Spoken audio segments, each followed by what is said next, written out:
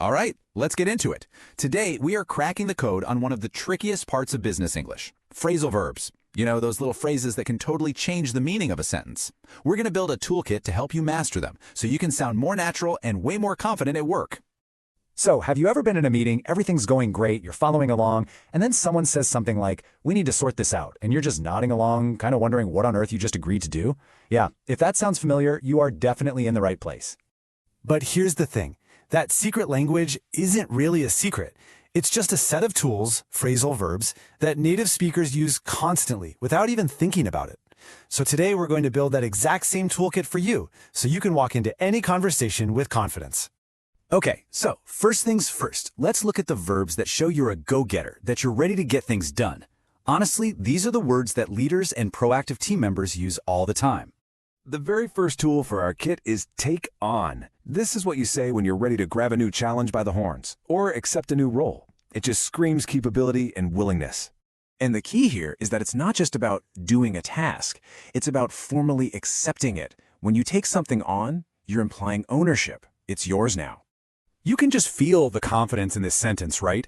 The team isn't just saying, we'll try to increase sales. No, they are actively taking on the challenge. It's such powerful language. Now our next verb, step up, is a little different. It's not about taking on something brand new. Step up means you're boosting your effort in what you're already doing, usually because the situation really demands it. So it's all about meeting a higher standard. You can think of it as, rising to the occasion when the pressure is really on. And this example just illustrates the point perfectly. Demand is going up, so the way things were done before, not going to cut it. The whole team needs to step up and get more done. It's a real call to action.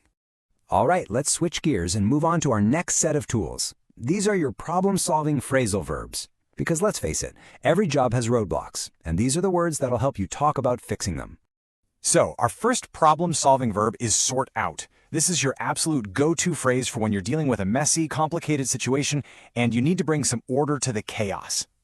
See how flexible this one is? You can sort out a messy spreadsheet, you can sort out a misunderstanding with a client, you can sort out a huge business problem. It's all about finding a solution and cleaning things up. Oh, this is such a classic business line. The budget is a mess, it's a problem, and it needs to be resolved, it needs to be sorted out. It implies taking this complex thing and just, fixing it piece by piece. Okay, another key verb here is figure out. Now, while sort out is about fixing an existing problem, figure out is more about the mental journey of understanding something that's really complex or finding an answer.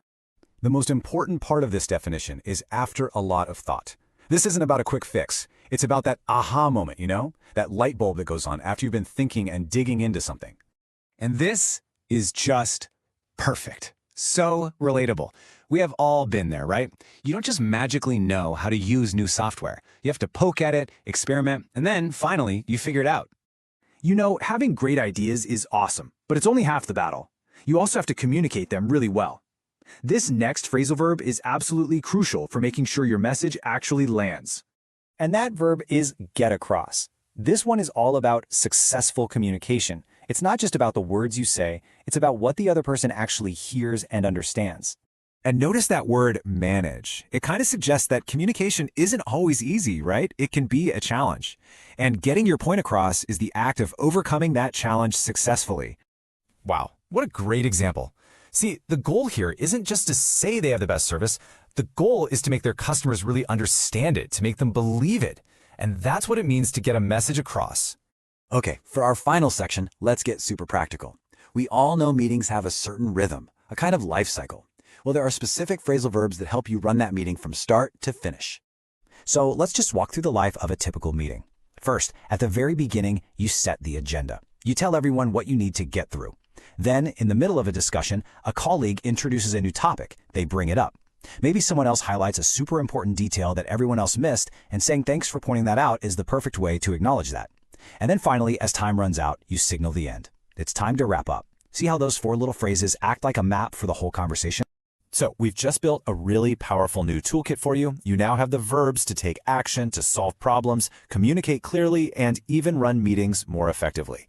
But knowledge without action is pretty useless, right?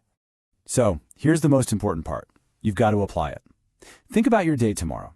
Are you going to offer to tick on a new task? Will you need to figure out a tricky problem? Or maybe you'll really try to get your point across in an important email.